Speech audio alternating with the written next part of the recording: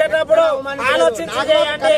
నాగబాబు గారు పగపగ నవ్విండు కదా ఆ రోజు కూడా శివాజీ గారి మీద వచ్చి అరిచిండు. ఓకే, మహిళల పక్షాన అనుకుందాం.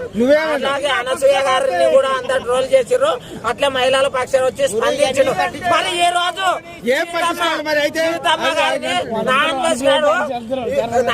గారు గలీజ్ మాటలు ఇట్లా అంటే అసలు ఎందుకు రావడం లేదు, ఎందుకు స్పందించడం లేదు నాగబాబు గారు, అది చెప్పాలి.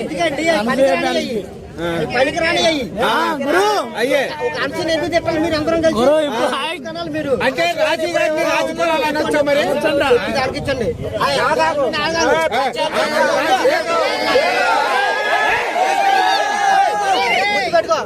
మీలాంటి కోసమే అనసూయ కోసం మంచి స్టోరీ రాత్నం.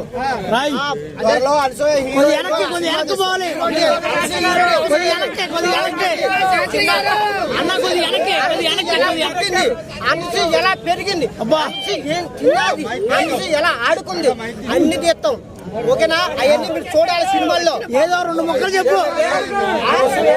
ఎట్లా పుట్టింది, ఎలా పెరిగింది, ఏం తిన్నది, ఎలా చేసింది, ఏ స్కూల్లో చదువుకున్నది, ఏ కాలేజీలో ఉంది, ఎంతమందితో ఫ్రెండ్షిప్ చేసింది, ఎంతమందితో కలిసి ఉన్నది, ఎక్కడెక్కడ తిరిగింది, ఎక్కడెక్కడ చేసిందో అన్ని మీ స్టోరీ తీస్తున్నాం.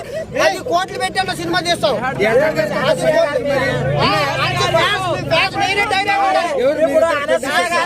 ఎవరేమన్నారా గుర్తు పెట్టుకో.